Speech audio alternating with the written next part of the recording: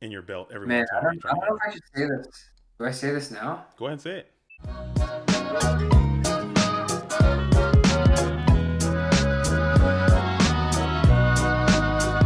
What is up, Goat World? It's me, your boy JDZ, and I'm back at you with another Goat Format video. And today, you're in for a real treat.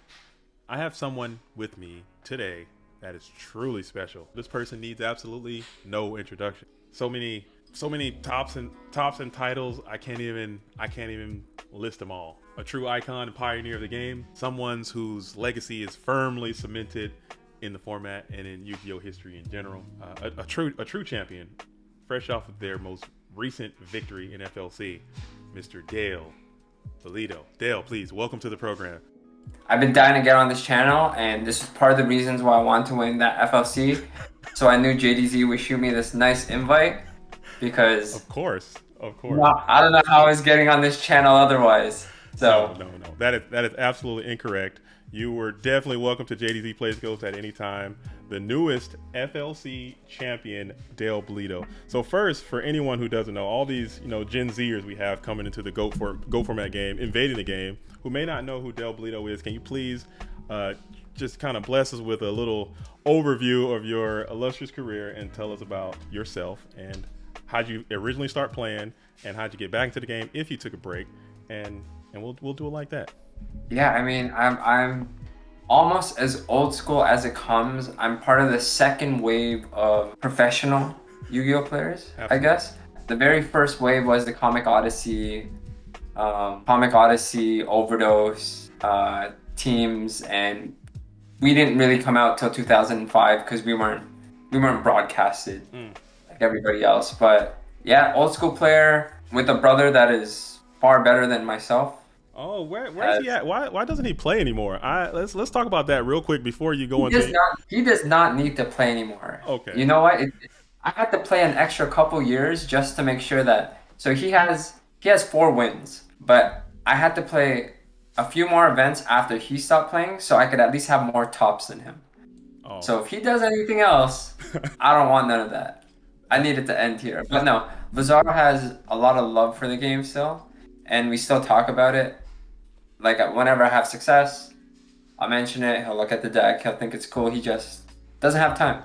yeah. Doesn't have time. But I don't. He's not chasing anything anymore, right? Where I still feel like there's a little bit to chase. There's a little bit of glory that I still want.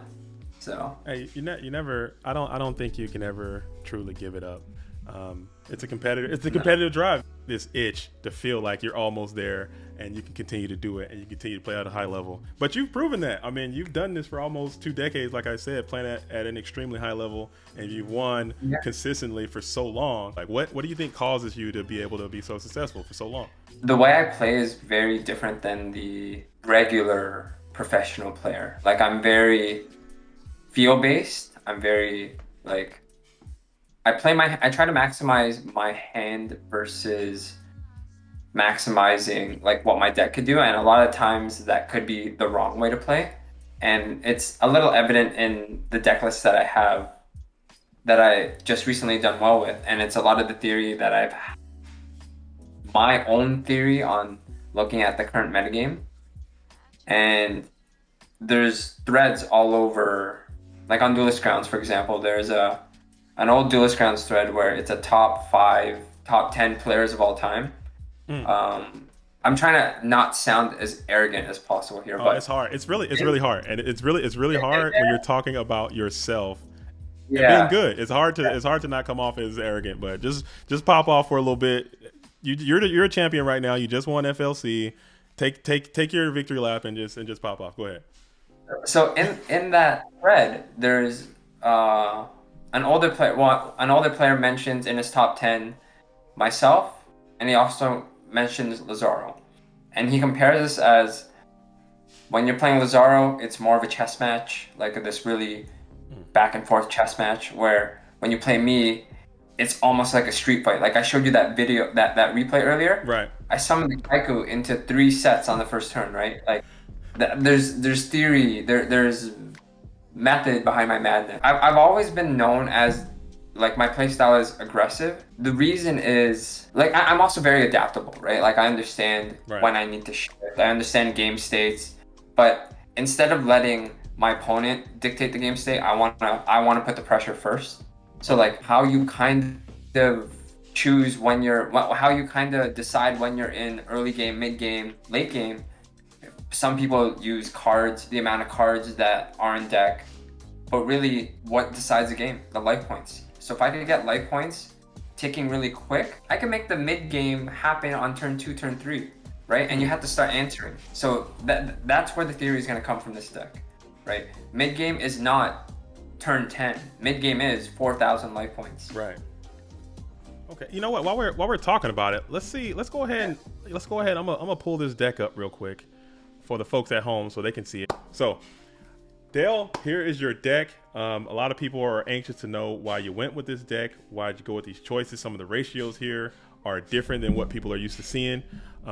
Please, if you take as much time as you need to talk about why'd you pick this deck for this event. FLC being a major event, Worlds qualifying event.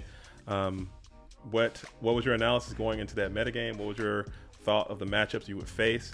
And why did you ultimately decide to land on Chaos Control? Chaos Control is kind of the deck that like I play, right? I like control.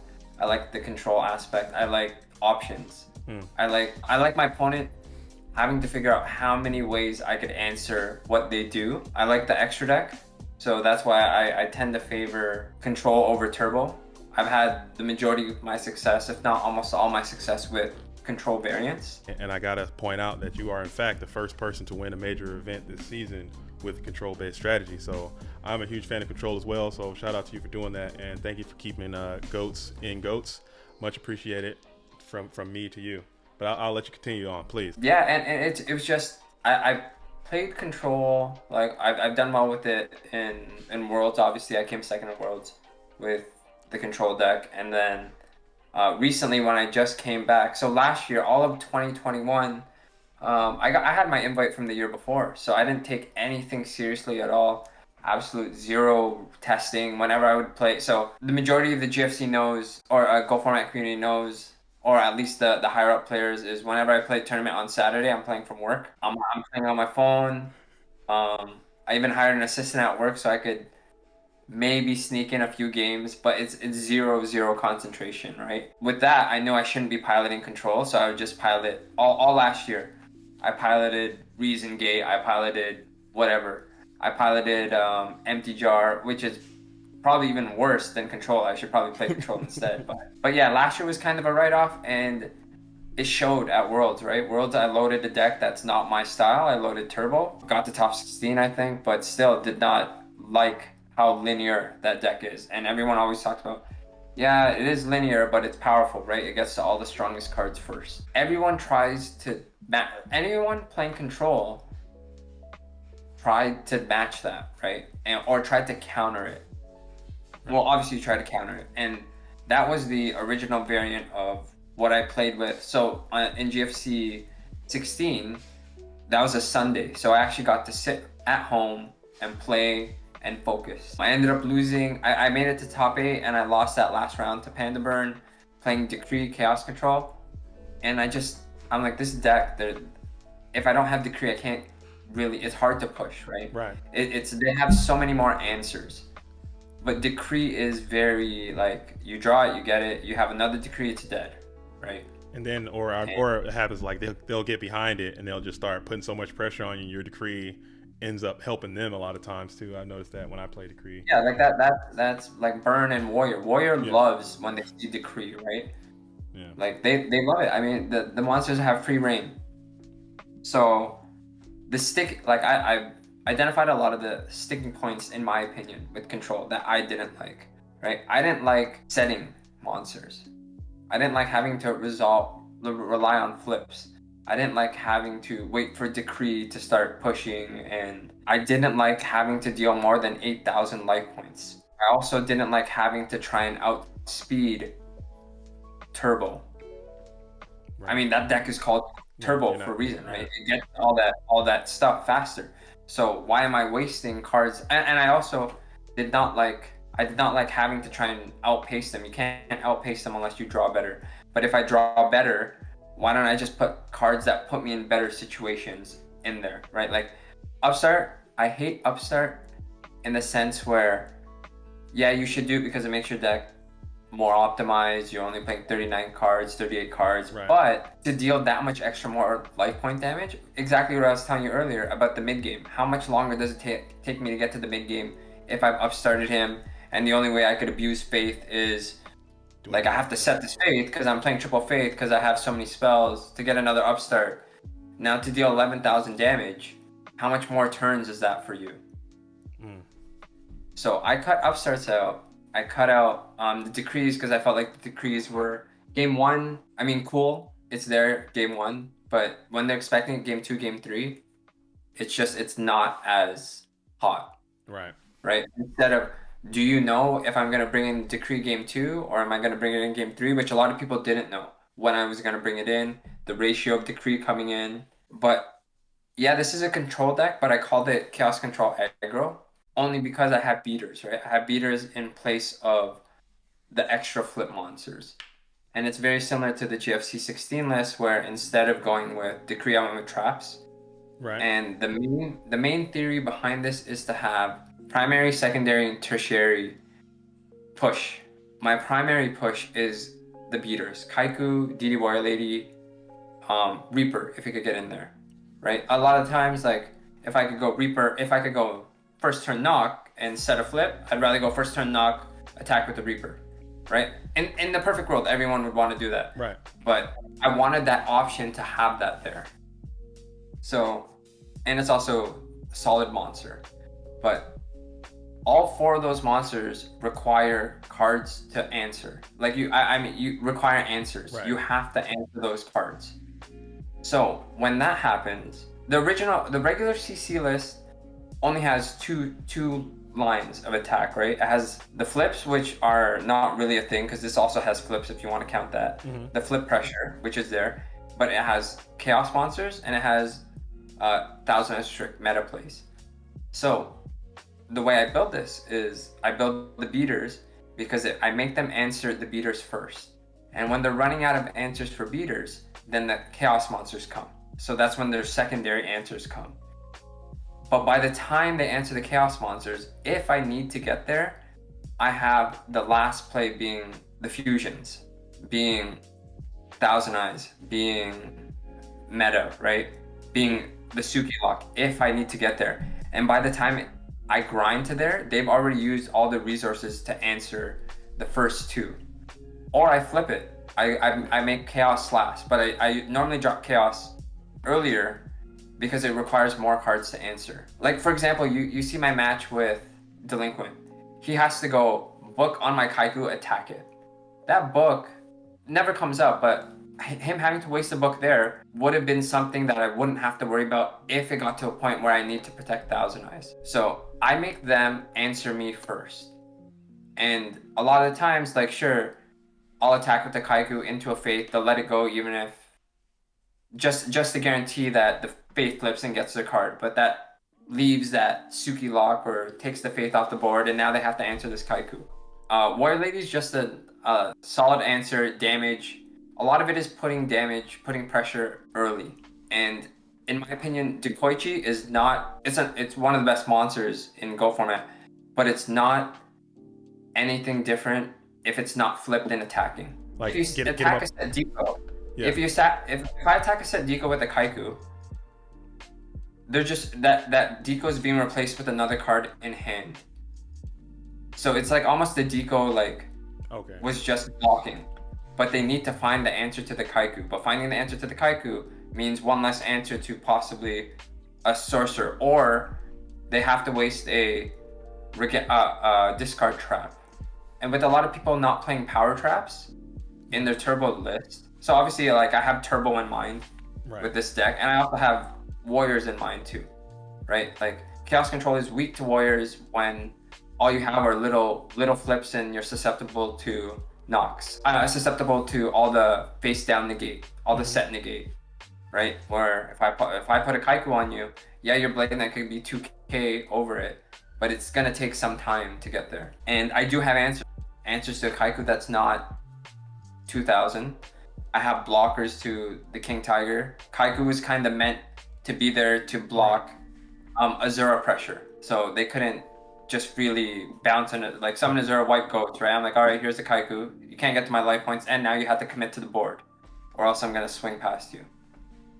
And with people subbing out Tsukiyomi in the side deck for Azura, like it's something I saw too. I'm like, all right, Azura doesn't get by a Kaiku. It's making them answer my stuff first, and then coming over the top each time with something different.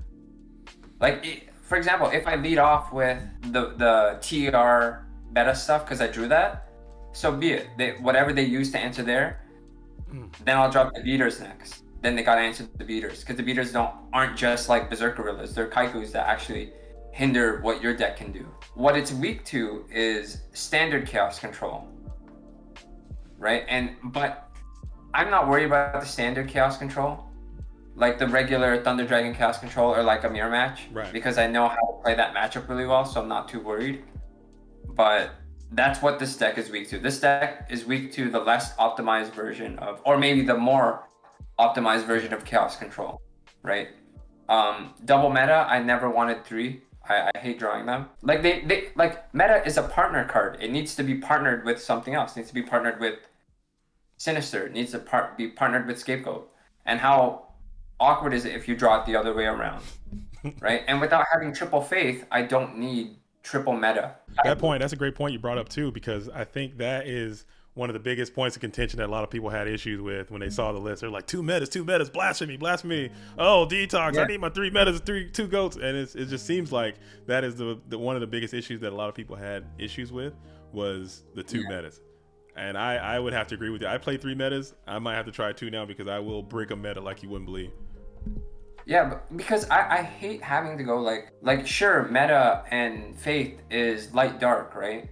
Right. But okay, that could get answered so easily, and you go -1, right? I know the option is there to have that to follow up with the chaos monster, but they expect that, right? So I like Kaiku because Kaiku is a dark. Like a lot of times you'll see Thousand Eyes Restrict get banished, and you're out of that dark anyways because that's an answer for it. Kaiku is a monster, is a dark that almost always hits the graveyard because it rarely gets banished. It has to get run over, or it has to get answered. One of the other points is a lot of people like Wing Blast over Regeki Break. Right. Like I prefer Regeki Break because I have Kaikus to banish this stuff. I don't want to have to re-deal with it. And Regeki Break also is better in the sense where you can hit your own stuff. Everyone knows that you can hit your own stuff, but you'll get put in positions where this Regeki Break has to operate as the 3rd Book of Moon to prevent you from dying to Ring, because you have to play your 2 books early. Having to play book early, and whenever I see 2 books in the grave, I'm like, all right, my win condition is Ring on his monster, right? A Ring per game. This Regeki Break needs to be that pseudo Book of Moon to protect you from dying, where Wing Blast can't do that. Next level. That is just an insane card to resolve. And worst case scenario, I draw it late game. If I'm ahead, I'm ahead. Like whatever. This Dust Shoot will be a card that I don't play anyways. Dust Shoot wins games. Like Dust Shoot can like a turn 1 Dust Shoot, and I get rid of Spy and can just start pressuring. Like I don't care about Kaiku hitting a face down Dekoichi, right? Like whatever. You still need to find an answer to this Kaiku. You don't find another settable monster, you're giving me 1 extra turn to find a knock, 1 extra turn to find a Regeki Break to destroy it, and then get rid of more answers from your deck. So the deck on paper looks like, hey, it could be played a certain way, but keep in mind that you're pushing the pace. You're not playing this in the sense where I'm trying to let my flips resolve.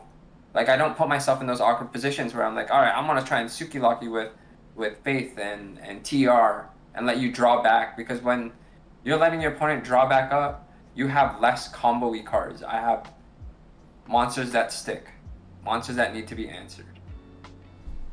So that's how I built this deck, and that's the theory behind how I play this deck. Like, all right, so we kind of hit the main. You kind of hit the main pretty much. I mean, that's pretty clean. But what about the side? Different. Just talk about the side real quick and some of the configurations you do for certain matchups and why you put each card there. If you care to share, I know you're still using this deck. I mean, I probably will use variants of it, and it's kind of just the way I play. But Decree will come in when I'm going second. Even though everyone says it's better if you're going first and you can set it ahead. But if I would rather I would rather set the decree second than setting like a dust shoot second type of thing, because they're expecting dust shoots now. So maybe I could sneak a decree in, but I'll put a decree in with traps, so you can't really tell which trap lineup I take, right? Like my game 1 trap line, my game 2, game 3 trap lineup with decree is very different. They're both different. Like in the sense where if I'm going first and I need the decree, I'll go as far as keeping the dust shoots. Definitely not the dust shoots. MVP of the side deck and maybe the tournament was probably Soul Release. I have some crazy matches where, like, it's not Pro Storm, it's Ace. I play Ace, and Ace opens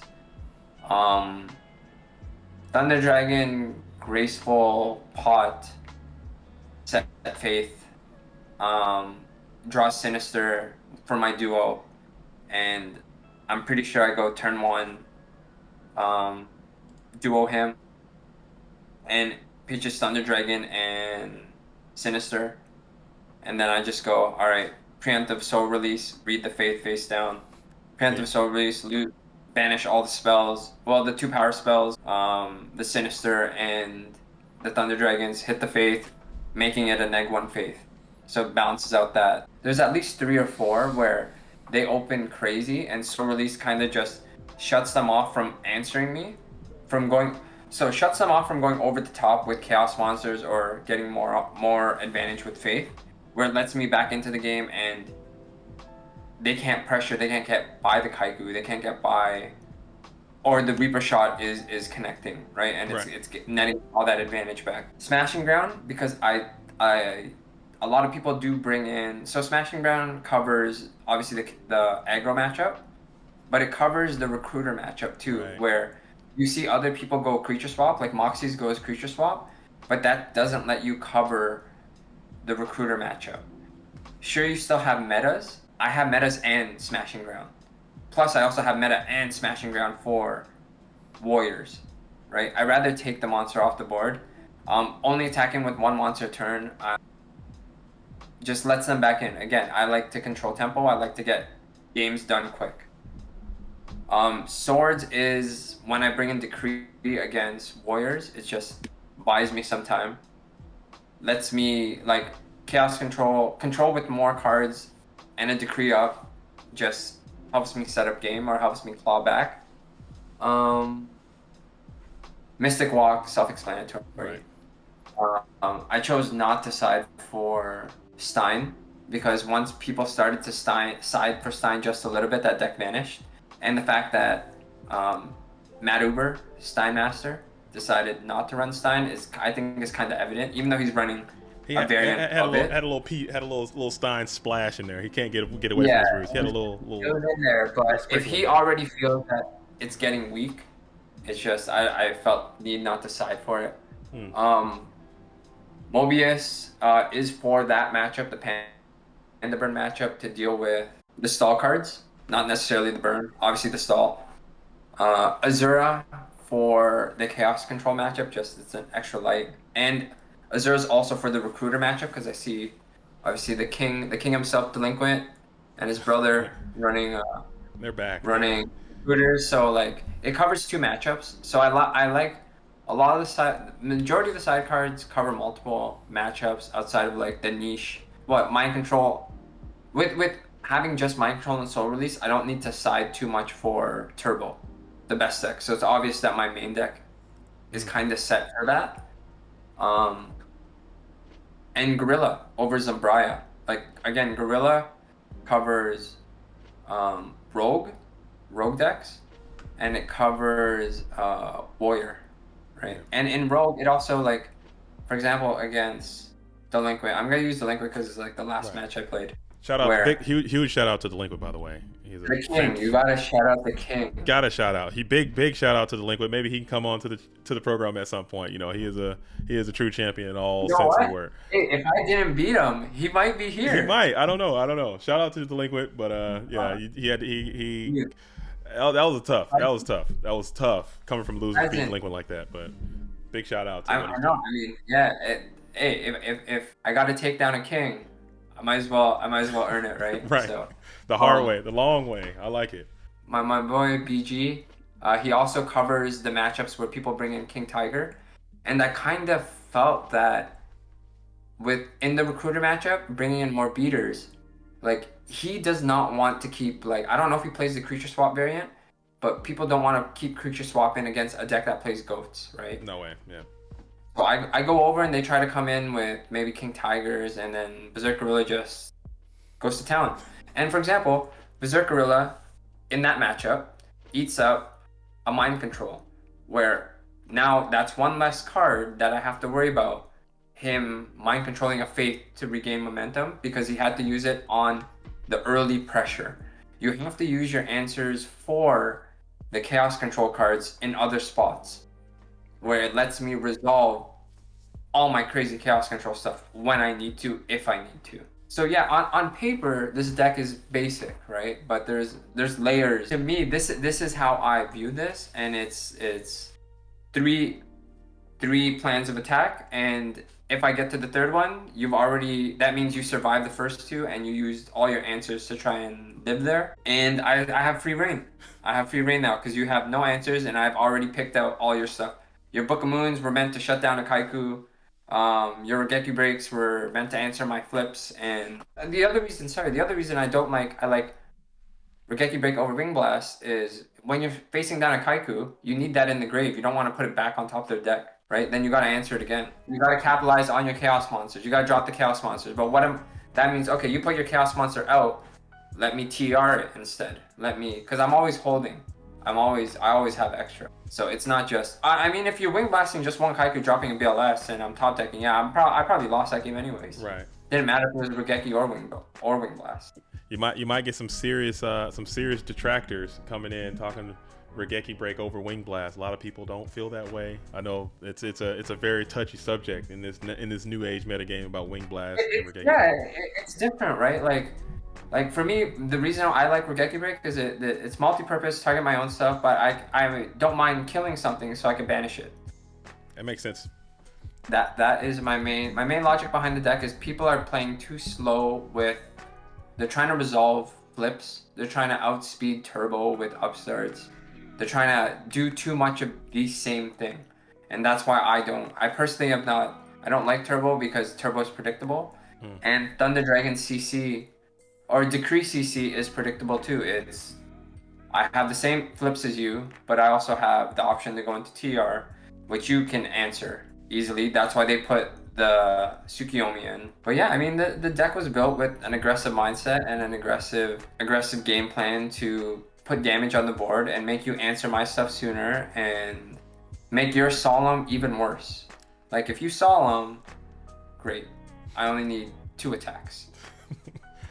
I only need like a Kaiku and a Chaos Monster. I only need 3 attacks. Like I don't care. Oh, you upstart me? Great. This buys me an extra turn. This buys me an extra couple turns. I personally love the deck. You at home, please get into the comment section and make sure you tell me what you think of Dale's deck. I'm sure he might come back and read some of these comments, or he probably may not care about your comments because he's a champion and you probably are not at this current moment. So tell me what you think. I want to know. I care about them all. I care about them all. No. I'm a sensitive guy, and it's how I am. But No, you know what? People are already talking about say very nice things about me by saying, "Oh, Dale only did well with this deck because he's this good. He's god level." I'm like, no, but yeah, I'm god level. But Eric, okay, a little confidence, a little cocky. Okay, we'll see. But it's just like maybe your approach is wrong. Maybe my approach was wrong. Maybe my approach only worked for that day, but it got the W. It got 10 W's. Remember that. Yeah. Speaking of that W, can you just give us a brief overview of how your FLC experience went? Ladies and gentlemen at home, if you want to participate in the Format Library Championship tournaments, they happen periodically on the Format Library Discord. If you're not a member, go ahead and jump in there. I think it was 88 participants showed up for this event. Just give us a run through of some of the matchups you had and how that whole thing went for you. I know you went down the losers bracket at some point, but but just how you had to claw back and how you end up taking it down. But let's see. Round one, I go against. So I get the bye, which is sweet, Dope. and I play against Urcator, and I played him before. I played him in the last GFC, which I beat him in the last GFC, and he was on this Slate Warrior Turbo deck, and he was on some next level spice for this event too, so that was hot. But yeah, he was on Turbo, and I beat him with game 3. I get him with a nasty soul exchange, soul release, pretty big. And this is so round 1 Turbo, round 2 I play Planchi, also Turbo, and I'm pretty sure I hit him with a nice soul release. Game 3 I play GF76, and she. Oh, not Gia. That's my girl. Yeah. We play, and I top a BLS to win. Oh, you sacked maybe? my girl. Shout out Gia76. Was I ahead? I can't remember. I'll have to watch the replay, but she was awesome about it, and all these matches were a pleasure to play with, right? It's not the Tommy Hudas in the world, right? Right. And then I take my first loss to my boy, Mr. Nice Boy. Oh, no. Okay. Yeah. Nice Boy's good, man. He can play. Nice Boy can play, man. Yeah, I mean, he's nice. What can I say? He is nice, and he is a boy. But, there's a point in that game. So game 1, he does this so right now this is 4 turbo decks in a row, right? Yeah. And I'm feeling good. I'm like, all right, my theory is working. It's actually playing out because I don't play test a lot, right? Or at all. My Patreon tournaments that I play on Friday, I'm loading fun decks because I wanna. It's mostly Monarchs. A lot of times it's Monarchs because Friday I'm playing from work. And Monarchs is actually the most brainless deck. I got clapped by one of those Monarch decks. That's gonna be featured on the program at some point. They'll put it on me with the Monarch spice, but to be continued. But go ahead. I'm sorry. Hey, you're part of a list of very high level. You know SDL Killer? Yeah. I only beat this guy with Monarchs, and I beat my two Banes, right? My 2 Banes with Warriors are AJT and SDL. Moxie's has got me too with Warriors, and they just get me with the Warrior shit, right?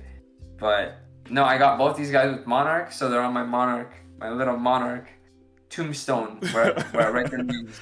Oh man, that's a proud list for me to be on, because I got Monarch pretty tough myself, and yeah, but against Nice Boy I lose game 3. There's a pivotal moment where I'm Sugi locking him, and I make the mistake of I call it, he gracefuls with no chance at a BLS, and he thinks I'm like, dude, discard the BLS. I type it in the match, discard BLS. I know you drew it. That's why it's taking you so long. And he goes, just discards 2 power cards. I'm like, you kept BLS. This is insane. You got no lights. I cut you off on lights. So he's literally drawing to a 1-out. And I make the mistake of not calculating his correct out. So I flip up a mount on the board. I'm like, all right, you can't answer this because you upstarted me twice. I gain life points back.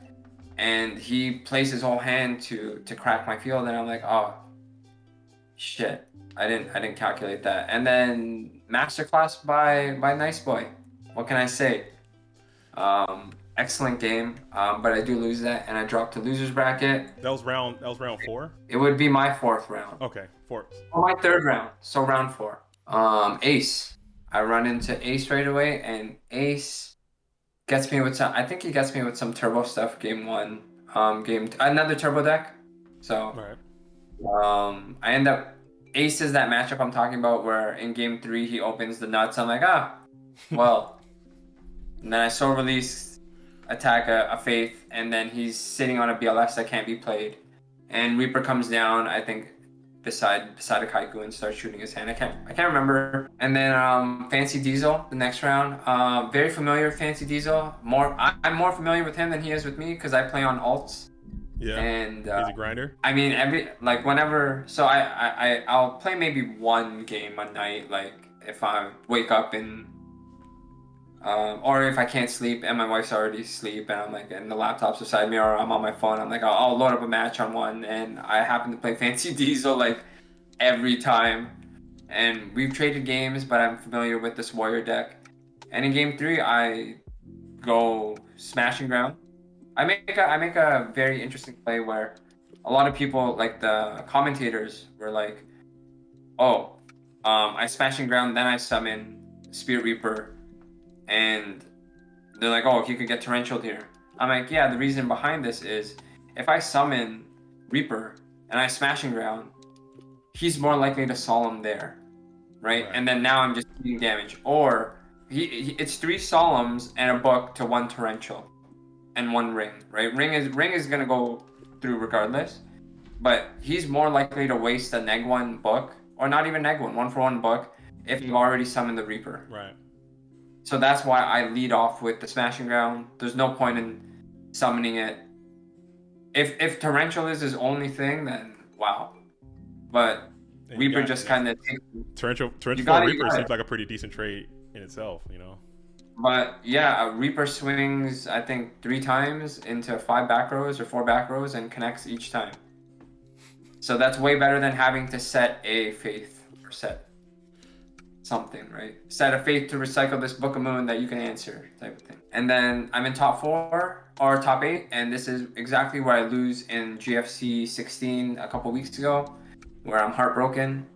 And I play against Panda Burn, my boy Agent Broken. No, me and Agent Broken Yeah, are cool. he's good. He's We're really boys. good. He's from the six. We're boys. That's Toronto. That's Toronto life. Yeah, we're Yeah, actually boys. We see each other like all the time. I know. Oh, And he beats me with Panda Burn, and I'm devastated. And I'm sitting. I remember I'm sitting in the exact same chair because this is what I play when I get to play for home.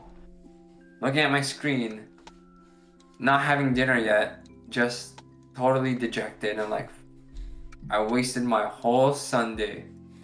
And then my boy Insidious writes, I wonder if Dale will ever get this opportunity again. damn. And I'm reading that, and I'm just like, what? I respond, I'm like, don't worry, I'm good. And he's like, oh, I know you're good. Like, I mean, like, I'm good. Like, don't worry about me. But he's like, no, I didn't mean it as disrespect. I meant it like, how often are you going to play a tournament where you get a deep run, right? And then, because most of the time, you see a lot of the top players, after they lose round 1, they're out. Right. Like, they don't care. They call it a day, right? And I was like that last season because I had my invite. So I was like, you know what? Insidious. That's all I needed for him to do that. And it became personal with me. The 87 players in this tournament that lost to me can thank Insidious for this. But Oh, I read that are you saying like, bulletin board material Insidious is providing the headlines needed to to fuel the fire? I already told them. No, but Insidious is a solid guy. Every interaction I've had with him has been amazing. I love this guy. But I mean, nightmares, right? I'm facing another Panda deck in Matt Uber. Game 1, I win. Game 2, I'm more familiar with this matchup, and I literally I'm sitting on a graceful, and I do not graceful this whole match and beat him without playing the graceful, and I just show it at the end. I'm like, hey, I could have graceful, didn't need to because all my cards played out perfectly. So I beat Matt Uber. Sweet, got my invite, and most people will call it a day, but not me. The next day I had locals, and they pushed this to a 2-day event, and I was like, all right, I'm gonna be playing locals and this at the exact same time. Yeah, Dingo's had my number recently. I don't think every Patreon and other GFC tournament I played him in, he's definitely up on me. But my deck and my side deck for what he's playing matches up really well. And game 1 I open dust shoot against him. Well, I go dust shoot set torrential, and I dust shoot him, and he has Don's Luke, Breaker, MST, Heavy Storm, and I think it's a Nobleman. So I'm like, oh shit, well, he can, if I don't send back, I'm thinking if I can mind game him, right? Because he knows I'm on CC. Should I just send back the Breaker and let him think that this Dawn is not going to connect so he won't MST it? I'm like, nah, too risky. I'll send back the Dawn, right? if I try to style on him then and he just calls my bluff, I'm done. So instead of going breaker, summon break, MST then summon breaker, or just pass in general, with all the spell trap destruction, he just summons breaker into the torrential, and I'm like, oh wow, this works out. And he's stuck with all the back roads removal, but my deck has a good matchup there, and I think he even said he made a few mistakes that game, but nice to have one up on Dingo. He was playing a super interesting deck as well. I liked his list. I don't know if you saw it. I'll probably see if I can post that right here too. He played a really cool deck, and he made it really far. Very talented player as well. I think, yeah, he's definitely has made excellent improvement to, not saying he was bad before, but like he's a killer. Oh yeah, absolutely. And he's been a killer for a while. The team they're on is an excellent, phenomenal team. And then next round, I play Pro Storm. So right now I go 3 decks in a row that aren't Chaos Turbo, and my deck still manages to handle. So obviously the Chaos Control stuff is still there to put me in place. And then I play Pro Storm, some Canada on Canada crime, which doesn't happen that often here, but we have an epic game. I have an epic game against Pro Storm. I think he comes back game 2 because I decide there's a point where in the matchup, I have the option. I'm low on life points, but I can wipe his whole hand by going. I have him Suki locked, but I could wipe his whole hand by going Duo and Reaper on the Nightmare Shot. But I lose to like a Chaos Monster draw attack over my flipped up Faith. So I think I just go back and forth. Game 1, he eventually claws back, and I think I like a strategic hold onto a ring, forcing him to play a book, or knowing when he's eventually going to set that book, seals me that game. So in game, I think that's game 1. Whichever is the first game I won, it's just holding onto this ring and playing it at like the opportune time to win that game or steal it back. But yeah, Pro Storm, my fellow Canadian teammate on our whenever we go to run Team Canada versus the world. Oh, that's gonna happen. That's gonna happen soon. I was gonna mention that at the end, towards the end of the interview, but there is a Team Canada versus UK that is currently in discussions at this time. They're pretty deep over there in UK land. Killers too, right? Like all these teams, all there should be a World Cup, but the problem is if you do a World Cup, you limit each country to 6, and there's more than 6 for every nation, right? And it's not fair to just like handpick who gets to go, right? So we're gonna, it should be fan voted. It should be fan voted, but like they're gonna vote me in 6 times, and I don't want to play 6 games, so. Yeah, but Team Canada, or will you represent your nation and Team Canada? You and AJT and Moxies and Pro Storm and IMZ1 and P-Tran. Canada's too deep, man. Moxies is the captain. Moxies is our fearless leader. Okay, we'll run it through Moxies. Set it up, Moxies. We'll talk. Moxies, my God. But yeah, I get to Pro Storm only to meet the final boss, Delinquent, which in reality, I was the final boss. Hey, I like. Hey. But no, Delinquent, I can't say enough about how good of a player this guy is, right? Excellent player, excellent deck builder, excellent meta gamer. But his deck is good because not many people are playing Chaos Control. Right. It's weak to Chaos Control, but it's good against the other 2 decks. The other top 2 decks in Chaos Warrior and Turbo. So I knew, like, if I got to Delinquent, you can ask my boy Shaggy, you can ask KP, you can ask the Sweet Dose chat. I said after top 4, I'm winning tomorrow. I said I was getting there, and then me and Delinquent played 6 games, right? I think it went through game 3 both times, and they're both epic games. And the most epic game is game 3, match 2, where I opened 8 monsters in a row because of Thunder Dragon. Right. And I clutch it out. And I play very, very loose in my match versus Delinquent because I want it to be very difficult to read. So I end up doing stuff like setting Storm, like I don't know, a lot of non-standard high-risk plays. Like turn 1 in game 2, I go like summon monster, set meta behind it, and then it gets blown out by the one up breaker, and then I think Moxie's and Lucas are watching that, and they're like, What the well, hell? that wasn't very good. What the hell is he doing? In the nicest way possible, Lucas is just like, oh, that wasn't the most optimal player. They Dude. say something in a very nice way, where if it was me back there, I'm like, yeah, wrap, next game. Yeah, Lucas. Next game, just a wrap. I hate playing under a Lucas stream because he knows how to say, "Hey man, that was a really stupid thing you just did," in the nicest way. And I'm like, "Oh yeah, I know, I just fucked that up." Yeah, no, I love both of those huge guys. shout out.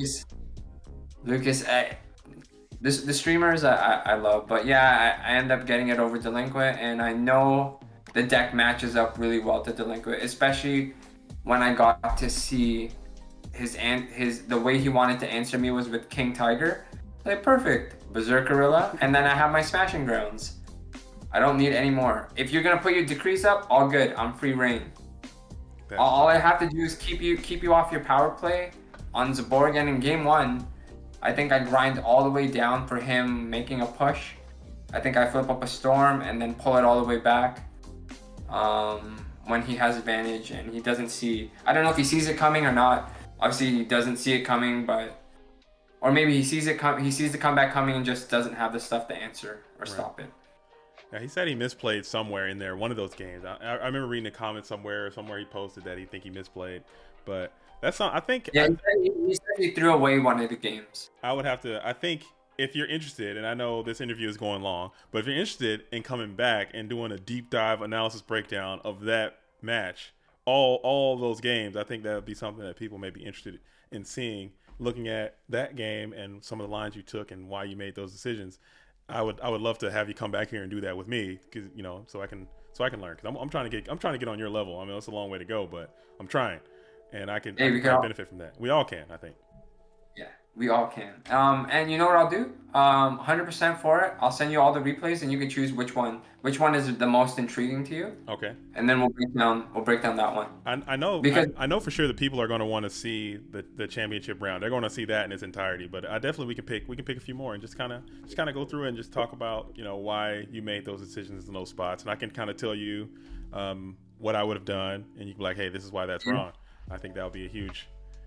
Coach's Corner Part 2. Shout out. We can get the true champion in there. The one true champion to come to the Coach's Corner. I think the people would like to see that. You've had all champions on that. So. All champions, but the one true. There's only one true champion. You got to be the true champion for now. I mean, whoever's the last champion is the true champion, and that's currently you, good sir. What's the next event? Next crowning event? The next probably a G. We got a Patreon, but that's like a mid major. That's not a true major. It's GFC. Yeah, I'm in that one.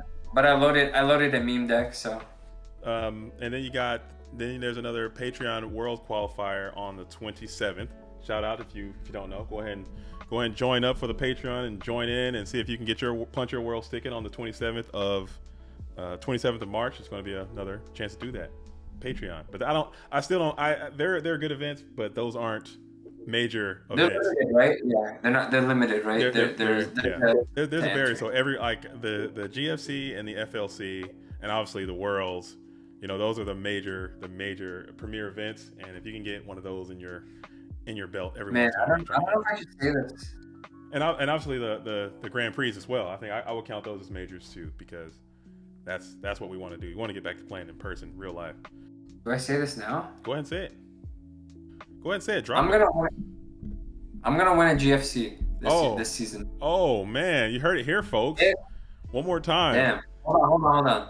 If I could get a GFC on a Sunday where I can play from home. Well, I didn't even play. Well, you know what? I did have to play my top 4. I did get to play my top 4 not at work. I don't know. That's gonna be tough. You know what? Yeah. JDZ notch me down for one GFC win. I'm writing it down right now. Dale's calling it. Timestamp this. We're gonna and Worlds. And while Worlds. You're at it. You're gonna pencil your pen, right? I'm penciling it in. I got my pencil. I'll write it in. Dale says he's going to win a GFC in 2022 and the Worlds event in 2022. I would like to see you do it because disrespected being picked 23rd. I mean, yeah, MJ and my boy Pro Star made me feel better by saying 23rd pick is number 23 is reserved for the GOATs. Are you talking about in the fantasy league? In the fantasy league. Oh, that's rough, man. That's rough. That's disrespect. I think what it is. I love the bounty. I think what it is, man. I think it's all these nasty turbo players. You know, they see you got some class. They see you got your refined palette. You have your scapegoats and you have your metamorphosis, and people just don't like it. People just automatically turn to hate. So all you turbo players out there, remember, you know what I'm saying? There's another world out there. Control is coming back, and we got leaders like Dale lead the charge. So if Dale can win the Worlds and a GFC and an FLC with a control-based strategy, then it's settled on what's the best deck. So we're not going to talk about that no more. But that's my take. But I'd love to see it. I only got 2 more W's in me, so I'll just save it for those. I love to see it. And hopefully, if you are watching this, go ahead and make sure you tune in to the Goatformat War League, and you can see Team Oversweep Dose. Tune in. You can see Dale playing in the Goatformat War League as well as myself and other top players. It is all the way live right now. So, Dale, as always, thank you so much for dropping by and the JDZ Plays Goats and doing this interview. I really appreciate it. And like I said offline when we were talking, I remember in 2005, 2006, when I was just a wee lad, I remember walking to my local library to get onto the computer because I didn't have internet at home. And I would get on there and go to pojo.com and just download some of the hottest decks that you guys were doing way back in the day, for all you youth out there that don't know. So you've been crushing this thing for a really long time. I really respect your game and look up to everything that you've been doing for the community at large and also the game as a whole, because you are truly one of the trendsetters, one of the people that are way out front in keeping this thing alive and keeping it going for all of us to enjoy and emulate, man. So continue to do that if you can find time. I know we're all busy in our lives and in schedules and everything like that, but it really means a whole lot to a lot of people out there. And thank you so much for doing that and being part of this great community that we all love. So, dude, am I blushing? Oh man, no, it's all true. It's all true. My God, dude, my head is big enough as it is. Oh please. No, man, I'm serious. I did. People don't know what it's like to actually have to get on Pojo and wait and download a deck list. Oh, what are they doing? What's the new hotness? And then making your proxies and trying to play with the next hottest thing, man, and trying to and you've been doing that for almost 2 decades, man. So we really appreciate it. If you ever question if you can love a person more, coming into today, I didn't know if I could love JDZ more than I did, but goddamn. Stop. It's all love, man. It's all love. It's all this game that we all share. Appreciate everything you do. Love being here. Definitely want to be back. If I got to win another event to get back, I'm there. No, you got at least 2 more interviews. You are more than welcome to come back to the program at any time. Like I said, I have the Coach's Corner. You are more than welcome to come to the Coach's Corner at any time. I want to see these replays. I want to do a deep dive breakdown on these replays. JDZ plays GOAT style. I'll throw some edits in there. We'll make it rock. And we can do it exactly like that, man. If you're interested, just let me know your schedule and we can make that happen. Cool. Yeah, I'll send you the replays and hey, you do you. Let me know when, and then let me know the replay because I do have to. I'll make notes on it, so it's not like this 4-hour deep dive. Okay. All right. Well, folks, that's been Dale. Thank you so much. All right. Again, another huge shout out to Dale Bellido for coming by and doing that interview.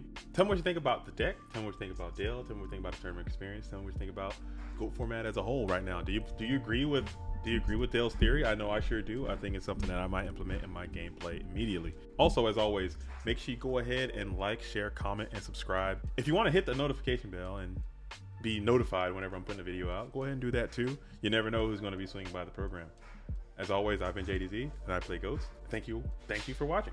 Until next time, shout out to the OGs. Definitely OG I just had on the show. Salute to the real ones. I'll see you next time. Peace.